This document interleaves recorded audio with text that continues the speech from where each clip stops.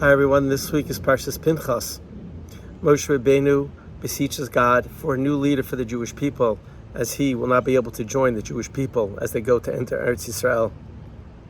And he says in chapter 27, verse number 16, Yivkad Hashem alakei ruchas l'chol basar ish aleida.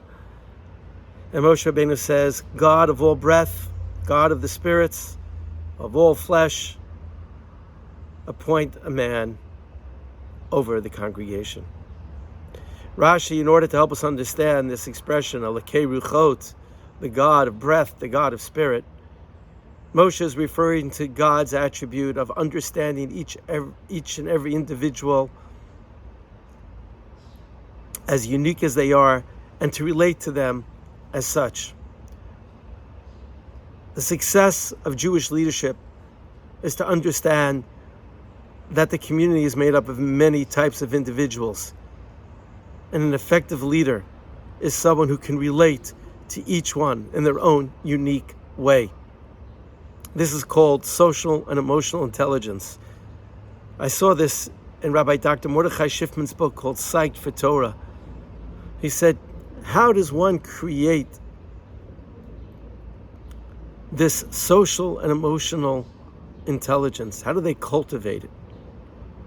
And he says, one of the keys is being a good listener. Rabbi Kiva teaches us in Pirkei Avos, in the 3rd chapter, in the 3rd Mishnah, that what is a great fence for wisdom? The fence of wisdom is shtika, is being quiet. Rabbi Kiva Omer, sayag l'chachma shtika. Going to a shiva house this week was very challenging, as it always is, because what can you say to the mourners who have lost a loved one? And the truth is, there's very little one can say to make it better. But our rabbis teach us, precisely because of that, when you enter into a shiva home, you are not to speak until you are addressed by the mourner. You are to listen and take your lead from them. And that is really true in life and in general in relationships. Instead of being the first to speak, try to be the last. And in the meantime, listen and learn and remember what you hear and take the lead from that conversation.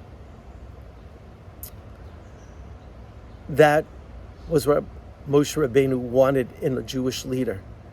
Someone who was able to relate to Jewish people as individuals, not just as one nation.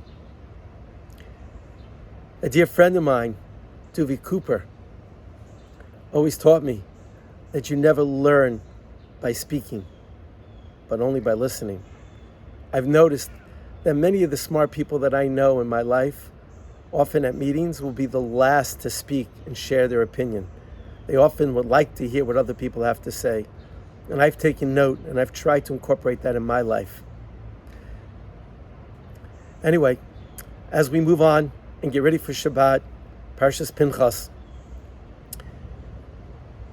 I'm going to try to be a greater listener and remembering and take note of what people have to say to me, and hopefully able to respond in kind and appropriately.